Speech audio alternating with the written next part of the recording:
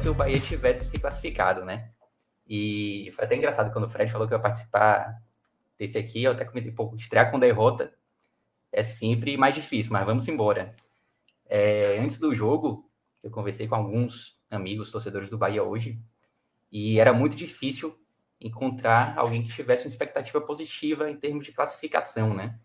O torcedor do Bahia não estava otimista para o jogo de hoje. Eu acho que existia até um temor de um resultado mais drástico, mais elástico. E depois que a bola rolou, a realidade foi bem diferente do que a gente esperava. O Bahia teve um primeiro tempo superior ao Atlético e logo no início conseguiu abrir o placar no primeiro ataque ali do Bahia, basicamente, né? Um escanteio e Mogni cobrou escanteio, o Patrick desviou e Davó acertou um golaço de bicicleta. E ali já era um cenário que pouca gente esperava. O Bahia iniciando o jogo já com um placar de 1-0, um placar que naquele momento levava para os pênaltis. E o jogo se desenhou muito positivo para o Bahia mesmo após o gol. Um pouco depois desse primeiro gol, o Bahia voltou a ter uma chance assim inacreditável, eu diria, aos 12 minutos mais ou menos. Um lance em que Gabriel Xavier recebeu, depois de uma pataquada ali da defesa do Atlético, Gabriel Xavier recebeu um passe de Davó e de cara para o gol acabou chutando por cima. Seria um gol que faria muita diferença para o Bahia. O Bahia já controlava o jogo bem, com 1-0, que era um placar aqui para os pênaltis. Se fizesse o segundo gol, talvez tivesse até mais facilidade, ainda mais bem no início do jogo. E assim o primeiro tempo se desenhou. O Bahia voltou a ter chances, conseguiu emplacar alguns contra-ataques. O Atlético Paranaense praticamente não levou perigo ao gol do Bahia, né? Se eu não me engano, o primeiro chute do Atlético só saiu lá pelos 20 minutos de jogo, ainda assim sem perigo. Eu diria que talvez a única oportunidade mais real de gol que o Atlético teve foi já nos acréscimos, numa cabeçada de Pablo. Mas, tirando isso, o Bahia foi muito superior ao Atlético no primeiro tempo. E aquela expectativa que a gente tinha no início de ver um Bahia com muita dificuldade diante de um adversário mais qualificado, acabou sendo substituída por uma expectativa até frustrada de um placar um pouco magro em relação ao que foi o jogo no primeiro tempo. Cássio, seja bem-vindo. Eu queria que você mantivesse viva aí essa imagem desse primeiro tempo do Bahia. Eu queria que você falasse um pouquinho dessa escalação de Anderson Moreira, que fez uma coisa assim que muita gente diria que é ousada, mas já vinha se desenhando já há algum tempo, pelo que estava sendo apresentado em campo, ou que não estava sendo apresentado em campo mais especificamente, que era, por exemplo, deixar Rodallega no banco de reservas, né? Foi uma escalação diferente e que surtiu bastante efeito, né, Cássio? Pelo menos no primeiro tempo, né? Ju, um abraço para você, oficialmente agora, um abraço para o JP Pereira, um abraço para o Pedro Pereira, um cara que admiro muito, um trabalho fantástico com esse Bahia Números, e tenho certeza que vai agregar muito aqui ao podcast 45, a análise do Bahia. Eu acho que nós estamos convivendo com um momento de grandes contratações do podcast 45. DAD funciona, né? Chegou aí um grande reforço. Essa escalação do Anderson Moreira, ela é uma escalação arrojada, mas que ela encontra uma série de argumentos bem pertinentes assim para ela acontecer, né? O primeiro poderia ser o mais simples. Ele queria conter danos. Vamos lá. Antes da bola rolar, a eliminação era algo absolutamente previsível, né? Era previsível. Não só pela missão que o Bahia tinha, como pela diferença de qualidade e pelo retrato do primeiro jogo, porque o primeiro jogo foi um 2-1 pro Atlético, que o Atlético jogou em ritmo de tô de boa, sabe? Quase treino. Virou o jogo, parecia ter total controle, não se desesperou hora nenhuma. Então era uma situação que, assim, o que é que poderia acontecer de pior nessa terça-feira? Para muita gente, esse jogo terça-feira era desnecessário. Né? Eu vi um amigo meu falando, não falou exatamente com esses termos, mas dizendo que poderia ser um jogo do e-mail, né? A gente gosta de usar muito isso aqui dentro do nosso ambiente aqui do podcast. Um jogo do e-mail. Porque o Bahia está envolvido na Série B, todo desfalcado, já está jogando mal, aí já pegou o Atlético lá dentro, empolgado, torcida fazendo corredor para receber o time. É um desenho do fundo. E o Bahia poderia ser um time que não apresentasse o futebol diferente do que apresentou, por exemplo, contra o Vila Nova, ser massacrado, ou pelo menos tomar um 2-0 no primeiro tempo, o Atlético trotar e o jogo acabar expondo, né, ainda mais essas dificuldades que o Bahia vive. E seria algo que poderia agravar o momento ruim do Bahia na temporada. Então o Anderson Moreira ele pode ter pensado assim, vou tentar uma formação que deixe o time mais seguro, que pelo menos não tome gol, que tente fazer com que o Bahia permaneça vivo, que ajude a fechar os lados. Aí eu acho que o João Pedro, quando for falar sobre o assunto, ele vai acabar aprofundando mais a parte tática, mas que faça com que o Bahia amplie um pouco a sua marcação nos lados, evite os corredores do Atlético. O Atlético tem lados fortes. E com a mudança do Rodalega, que para mim é bem natural, eu acho que o Rodalega ele precisa ir para o banco. Eu espero, já vou antecipando aqui, que ele seja reserva contra o Guarani. O Davó merece ser o titular. Para mim foi uma oportunidade, tipo assim, aquele jogo que parece estar muito complicado, que você tem que tentar algo meio, aspas, doido. Aí ele talvez tenha encontrado o melhor momento para sacar o Rodalega do time e dar a oportunidade do Davó. E o Davó pegou essa oportunidade e agarrou.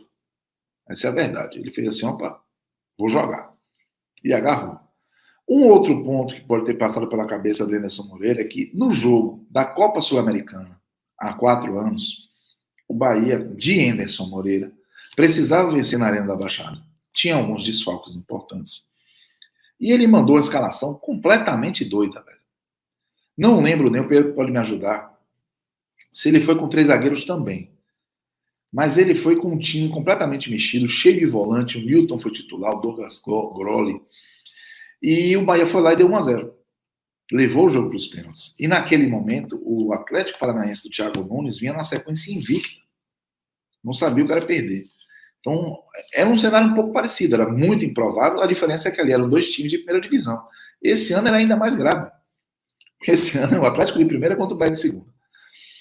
E aí, eu acho que o Henderson ele também botou isso nesse bolo de argumentos e tinha aí por escolher qualquer um deles que eu ia, até esse, mais subjetivo, que eu ia aceitar, porque eu acho que o Bahia tinha que mexer. Eu acho que o Bahia tinha que tentar algo diferente. Não era aquela bola e aquele desempenho do jogo contra o Vila Nova, não é esse 4-4-2 que ele está tentando botar aí para funcionar, que eu acho que faria o Bahia se aproximar da vaga.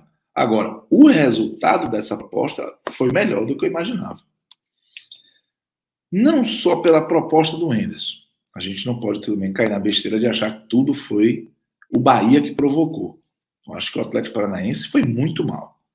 Acho que o Christian fez muita falta. Ele é um jogador que faz o Atlético ser mais presente, sabe? Ele é meio que como se fosse um elo ali do time dessa liga.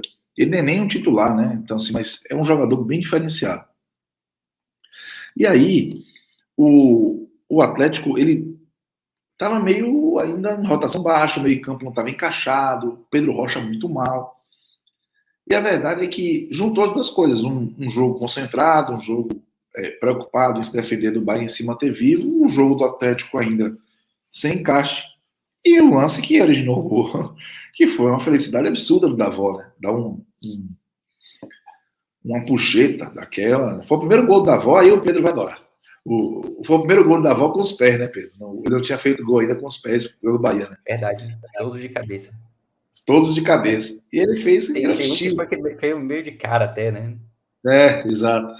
Mas esse aí foi claramente com os membros inferiores do corpo e ele conseguiu fazer esse golaço. E aí, para quem tinha pensado em, aspas, conter danos, você faz 1-0 com 4 minutos, eu já esperava o bombardeio, o sofrimento, tiro, porrada e bomba, choro e ranger de dentes.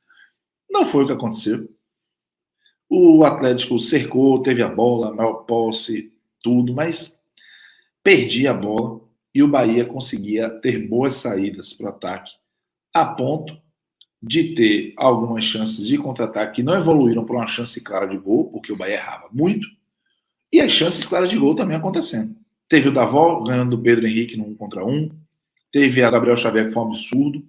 A da Gabriel Xavier vai para aquela cota Nino Paraíba contra o Atlético Goianiense, né, de lances que a gente vai lamentar para sempre, porque era um 2-0 ali que ia mexer muito com a estrutura da classificação. E uma sequência essa do Davó, e uma bola que o Raí pegou na esquerda, velho, que ele tinha, era simples, era um passe pro meio, no chão, que o Davó sairia na cara do gol, ele tentou um chute sem ângulo, sabe? Então, o Bahia pagou muito caro por essa incompetência mesmo, essa falta de qualidade na frente, e não aproveitou esse momento muito bom, em que o próprio Davó, inclusive, saía para o ataque, ajudava muito na transição ofensiva,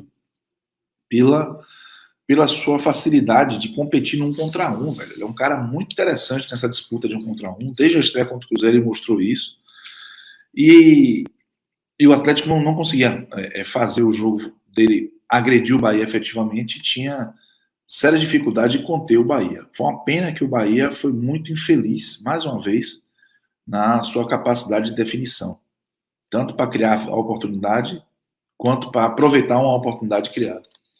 E aí, Ju, no final do primeiro tempo, né, fazer esse corte aqui no final do primeiro tempo, a sensação que eu tive foi de frustração.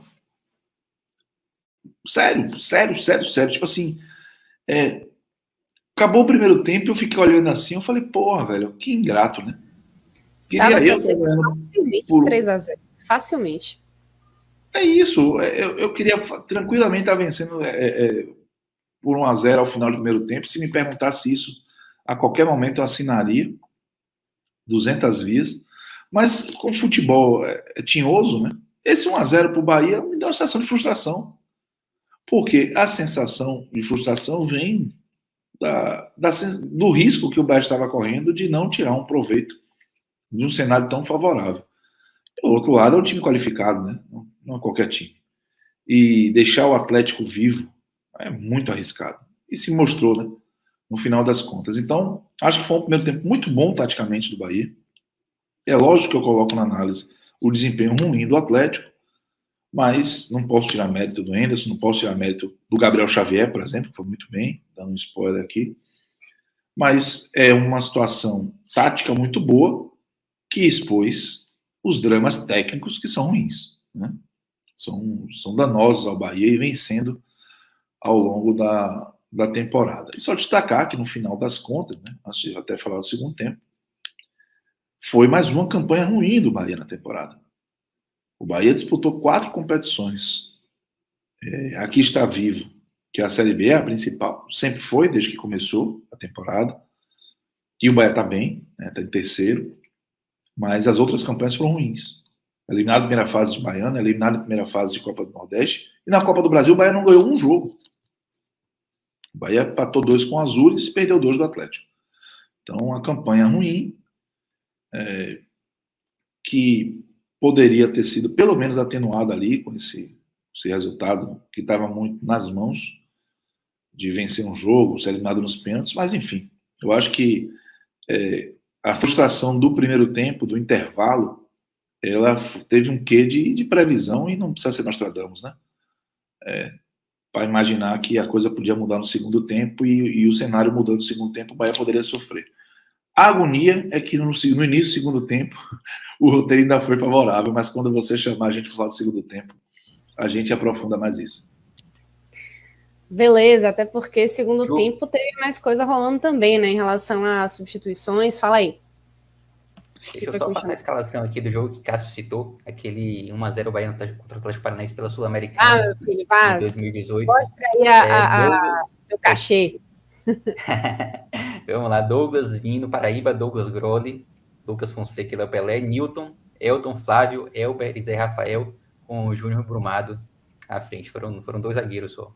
Mas, de fato, foi uma escalação bem exótica, era bem diferente do que o Bahia vinha fazendo ali naquela época, né, em 2018. Engraçado também que foi a 4ª eliminação do Bahia contra o Atlético Paranaense em mata-mata, né?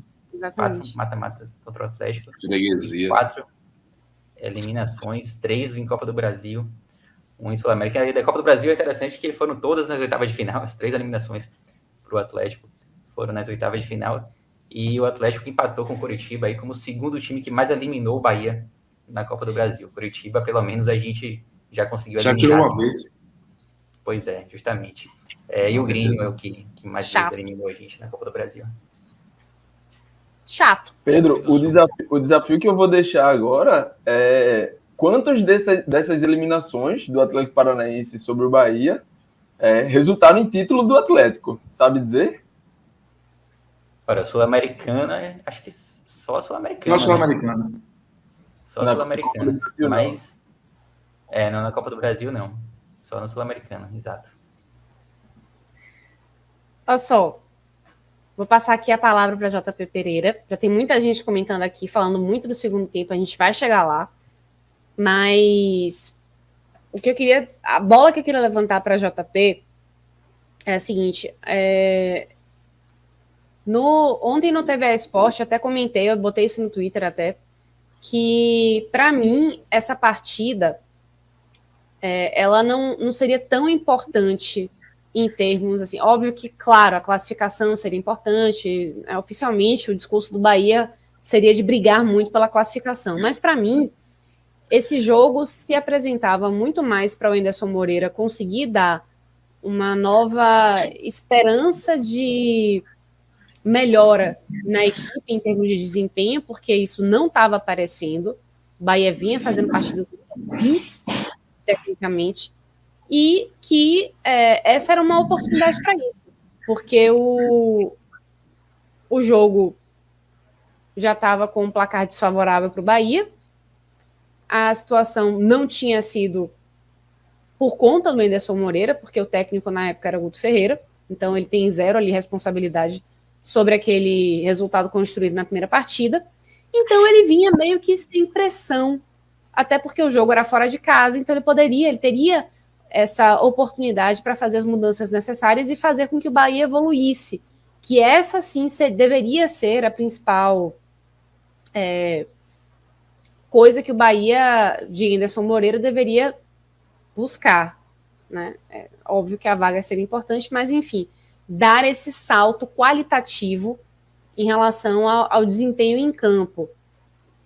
Isso eu acho que conseguiu demonstrar no primeiro tempo, mas basicamente no primeiro tempo, né, JP? Você concorda com essa minha análise? Você acha que é pouca coisa, que o Bahia tinha assim, que brigar pela classificação pura e simplesmente? O que você vê aí?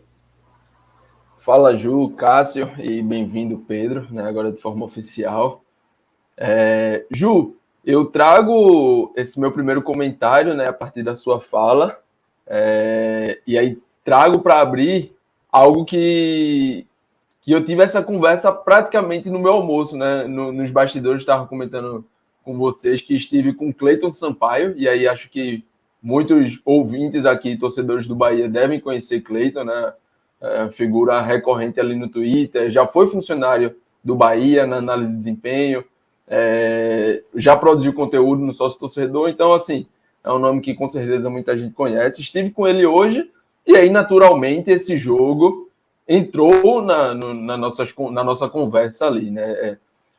Primeiro porque Cleiton sugeriu que o Bahia utilizasse até esse jogo dessa forma, assim, mais inteligente, de dizer, esse é um jogo interessante para fazer alterações, para poupar pontualmente um outro jogador, né? Para alguém tá ali com risco de lesão, alguém quer fazer uma alteração mais tática, buscar um novo estilo de jogo. Esse seria o momento crucial. E ali no almoço, né, eu concordei com o Cleiton na grande maioria, mas discordei de poupar. Eu disse, é um 2-1. O Bahia não foi goleado. O Bahia tem chances. Eu acho que o Bahia vai classificar hoje? Não acho. Eu aposto meu dinheiro numa classificação do Bahia? Não aposto. Não gastaria R$1 com essa classificação do Bahia hoje. Mas o Bahia, Anderson, não pode ter deitado a cabeça no travesseiro pensando, vou descartar isso aqui e vou somente fazer mudanças, somente fazer testes. Eu acho que o Bahia tem que utilizar dessa forma inteligente, fazer um ou outro pontual, mas fazer um ou outro teste pontual de uma forma que você continue no jogo, que você busque o jogo. E eu acho que Henderson conseguiu unir essas duas coisas da melhor forma possível, ao trazer novidades, né, para essa equipe, e aí de cara, quando você vê os 3 zagueiros, já é uma mudança clara, né, de postura, de entender o jogo. E aí, para esse jogo, é bem interessante, porque o Atlético, com os laterais Abner, né, pela lateral esquerda, e Kelvin na lateral direita, que são 2 caras de bastante vigor, de bastante chegada e apoio, e de bom cruzamento, né? Então, são times que exploram muito esse cruzamento no lado oposto, esse cruzamento que atravessa ali a área quase toda, para encontrar o ponta, para encontrar alguém que está infiltrando ali do outro lado. E aí o Bahia, quando traz essa linha de 5, consegue ampliar, digamos assim, o leque de cobertura nessa última linha defensiva, né? Esse leque da cobertura não só da profundidade, né? Mas também da zona mais... da largura do campo, né? Você consegue colocar uma peça ali, você consegue dar mais um espaço de cobertura, de ampliar esse espaço que essa última linha iria defender, e isso seria crucial para defender esses cruzamentos que o Atlético certamente iria tentar, como tentou, porque vem sempre utilizando, né, dentro do seu modelo de jogo, com o Filipão, né, que não é nenhum novato, não é nenhum desconhecido, não é um cara que vai chegar e vai trazer a coisa mais nova do mundo, mas dentro do que ele se propõe a fazer, costuma fazer muito bem. E não à toa esse Atlético Paranaense vem fazendo, né, vem conquistando suas vagas na Libertadores, vem fazendo uma boa campanha no Brasileirão. E acho que Henderson conseguiu isso, sobretudo porque ao colocar uma estratégia onde ele pensa primeiramente ali em vou me defender, vou defender bem, né, não somente defender, mas vou defender bem e vou dentro de um meio-campo com Patrick, com Mugni, com Daniel e uma dupla de ataque, né, podemos dizer assim, mas em grandes momentos, Raí caindo também para fechar essa linha de 4 do meio, mas também conseguindo fazer a transição ofensiva como um segundo atacante ali juntamente com o Davó, uma dupla de ataque mais rápida, de mais velocidade, de mais 1 para 1, né? Então, acho que toda essa estratégia de Henderson de fazer testes, de buscar coisas interessantes, né, de buscar novas saídas para o Bahia, foi boa, sobretudo para esse jogo, que teria um adversário de um maior nível técnico e tudo mais. A atuação no primeiro tempo, muito boa, que deixa bastante esperança para o segmento da campanha, né? E aí o segmento da campanha que eu falo, no caso, o segmento da temporada, com foco exclusivo agora na Série B, que é o grande objetivo da temporada. Eu acho que uma classificação hoje poderia ser muito importante no aspecto anímico, no aspecto financeiro, no momento em que o Bahia, né, vai se reforçando, está próximo aí de anunciar Copete, está próximo de anunciar Igor Torres, segundo o que foi noticiado hoje mesmo, né? Acho que seria uma cota bem interessante para dar esse enxerto financeiro de buscar talvez mais 1 ou 2 peças de um nível técnico até acima, né? E isso vai fazer diferença, porque quando a gente for falar do segundo tempo, a gente vai falar do banco, que foi o que faltou, né? Já deixando o spoiler aqui. Seria muito importante ter essa classificação, mas não tendo, eu acho que o Bahia tem mais que olhar para o lado positivo e aí ser um pouco de fire, né, do que olhar para o lado negativo dessa desclassificação. Você vê esperança, você vê caminho, você vê de onde trilhar, né, você vê por onde seguir e vê que dá. E vê que é um time que pode se defender melhor, e vê que é um time que pode construir melhores oportunidades. Lógico, o contexto da partida de hoje, com um time de uma divisão acima, de um time de um poderio financeiro maior, de um time tecnicamente superior, e de um time que logo aos 4 minutos precisou, digamos assim, correr atrás do placar. Esse gol cedo do Bahia acaba deixando essa bola nos pés do Atlético, que já seria natural ter, mas deixa ainda mais, Esse gol cedo transforma o contexto do jogo em ter que dar um protagonismo ainda maior para o Atlético. Coisa que na Série B o Bahia dificilmente vai encontrar. Na grande maioria dos jogos, na Série B, o Bahia vai ser o Atlético e os adversários vão ser o Bahia. Vão ser o time que vai buscar se fechar mais.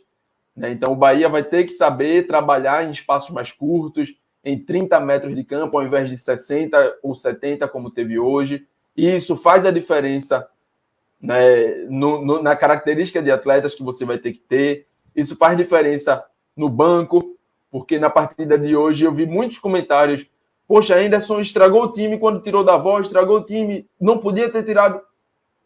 Mas vai lá correr 60 metros de campo durante 60, 70 minutos? Davó saiu porque tinha que sair. Pensando aqui, imaginando o que passou na cabeça de Henderson, acho que na hora de ter que fazer essa substituição, Henderson deve ter feito: bicho, eu não quero tirar Davó não, velho. Eu quero deixar Davó em campo. Mas chega um momento... Mas continuar tendo a possibilidade de escalar Davó nos próximos jogos. Né? Exatamente. Chega um momento do jogo em que, poxa, Davó não iria aguentar mais, como já não estava. Chega um momento do jogo em que, se você insiste, você pode perder Davó até para uma sequência maior de jogos que estão vindo pela frente na Série B. Então, acho que tudo isso tem que ser pesado no momento da avaliação das substituições.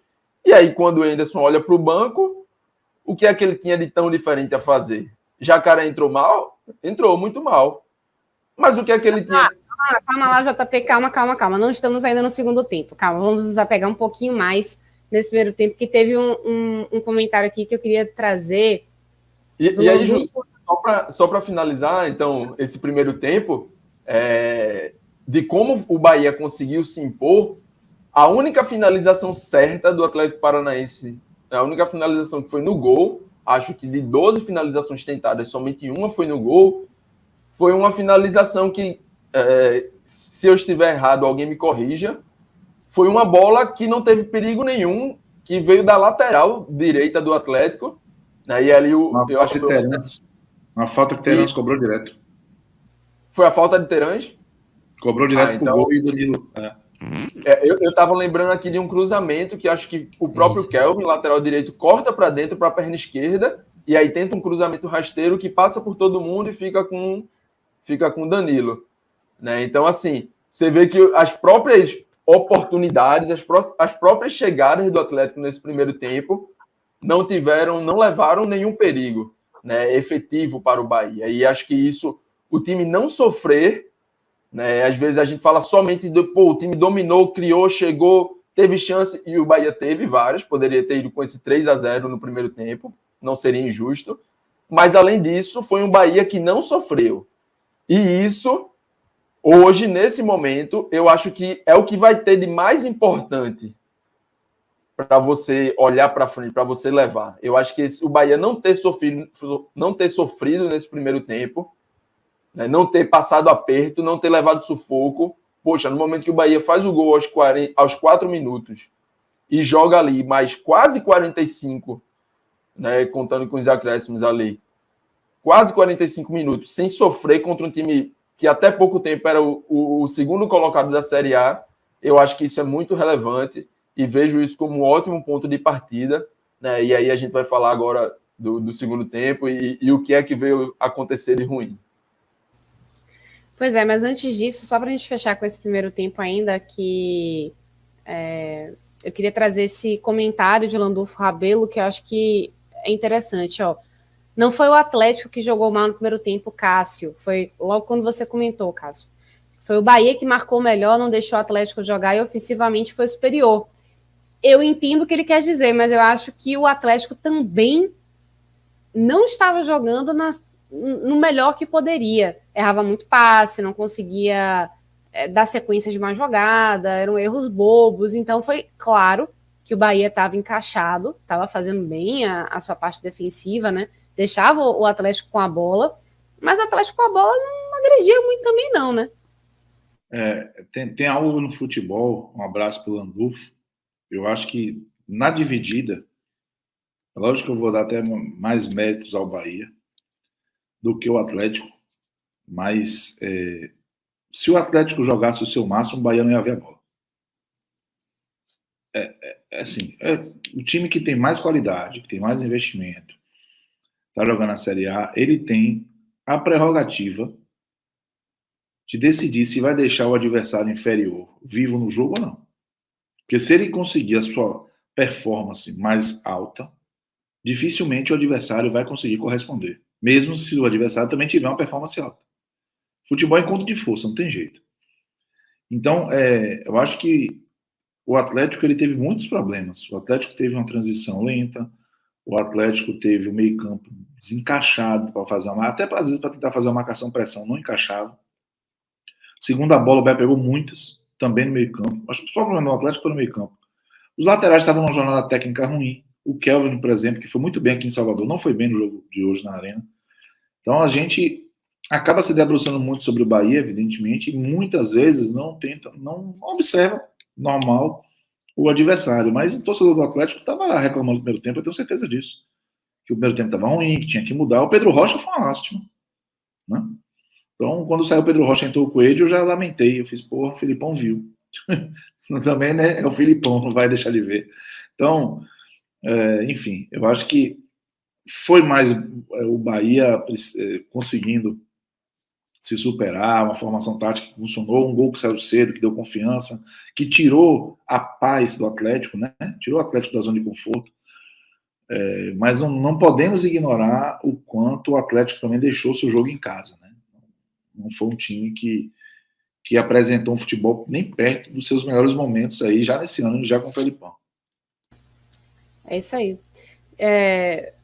Essa parte da live ainda rendeu bastante coisa, olha só. O Matheus Silva dizendo aqui que Davó saiu por opção do técnico, e JP disse que foi isso mesmo, a gente viu. Ele estava até meio chateado na hora que ele saiu do campo, né? Anderson Boamorte falando... Só um contraponto que eu acho natural da entrevista dizendo que não queria sair, mas... Não, na hora que ele estava saindo, na transmissão, dava para ver a cara dele de poucos amigos, né? O cara que fez o gol, que tá ali criando... Claro. Ele não quer sair de jeito nenhum, mas enfim. Com certeza. Anderson Boamorte falando aqui também, ó, que o JP me fez enxergar o copo meio cheio. Tem razão. Aí, tá vendo? Que é importante a gente também botar as coisas em perspectiva. E tem também uma que eu achei muito legal, Lucas Tavares, ó, dizendo: sou torcedor do esporte, sigo o perfil Bahia Números, muito massa. Você tá vendo aqui que a gente está reforçando nossa equipe, que é já muito valorizada. E para fechar aqui, a gente falar do primeiro tempo, o Mundo do Tênis, que falou com a gente na Twitch, dizendo: o Bahia foi organizado e teve boa atuação, mas não tem banco. Sem banco, não dá.